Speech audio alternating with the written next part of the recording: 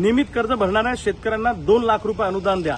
त्याचबरोबर 2019च्या पूर्वी जे शेतकरी वंचित राहिलेत सगळ्या कर्जमाफींपासून त्याही शेतकऱ्यांना या कर्जमाफी योजनेमध्ये समाविष्ट करा। त्याचबरोबर आयटीआर भरणारे शेतकरी आहेत, पुनर्गठित शेतकरी आहेत, रूपांतरित शेतकरी आहेत, यांचाही कर्जमाफीमध्ये समावेश करावा। आणि सिबिल खराब होतंय शेतकऱ्यांचं, त्या अनुषंगाने रिझर्व्ह बँकेची चर्चा करून तशा पद्धतीचे स्पष्ट निर्देश रिझर्व्ह बँकेनं बँकांना दिले पाहिजे। या मागणीसाठी आणि याचबरोबर शेतकऱ्यांच्या विविध मागण्यांसाठी सातत्यानं आम्ही पाठपुरावा करतोय, आंदोलनं करतोय, पण सरकार दखल घ्यायला तयार नाही। म्हणून 27 ऑगस्ट 2026ला सकाळी 10 वाजता आम्ही मुंबईच्या मंत्रालयासमोर शासकीय मंत्र्यांच्या बंगल्याचा आणि शासकीय वाहनांचा लिलाव करून प्रतिकात्मक आंदोलन करणार आहोत की हे सगळे शासकीय बंगले विका, यातले पैसे कर्जमाफीसाठी वापरा, असं आमचं सगळ्या शेतकऱ्यांचं म्हणणं आहे। या पार्श्वभूमीवर मला बुलढाणा पोलिसांनी काल नोटीस दिली आहे। त्यांनी सांगितलं की तुम्ही आंदोलन केलं तर तुमच्यावर अशा पद्धतीची कारवाई करू, तशी करू।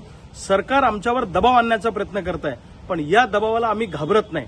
अशा पोलिसांच्या नोटिसांनी माझ्या घराचे कपाटाचे कपाट भरलेले आहेत, आम्हाला त्याचा काही फरक पडत नाही। कारण बाबासाहेब आंबेडकरांनी भारतीय संविधानानुसार आम्हाला बोलण्याचं स्वातंत्र्य दिलेलं आहे, आंदोलन करण्याचं स्वातंत्र्य दिलेलं आहे। तो हक्क सरकार आमचा हिरावून घेऊ शकत नाही। पण चळवळी संपवायच्या, शेतकऱ्यांना बोलू द्यायचं नाही, त्यांचा आवाज दाबायचा, असा प्रयत्न जर पोलिसांच्या खांद्यावर बंदूक ठेवून सरकार करणार असेल तर त्याला आम्ही घाबरणार नाही, त्या दबावाला आम्ही झुकणार नाही।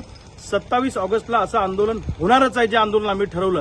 तुम्ही गोळ्या घाला, तुम्ही फासावर लटकावा, तुम्ही तुरुंगात टाका, पण आमच्या मागणीसाठी आम्ही मुंबईत येणार आहोत आणि आंदोलनावर आम्ही ठाम आहोत। अशा नोटिसांना आम्ही भीक घालत नाही। शेकडो गुन्हे आमच्यावर दाखल झाले, पण बापाच्या घामाच्या दामासाठी आणि मायचं कुंकू वाचवण्यासाठी प्रसंगी फासावर जाण्याची सुद्धा आमची तयारी आहे। 27 ऑगस्टला सगळे शेतकरी मुंबईत येणारच।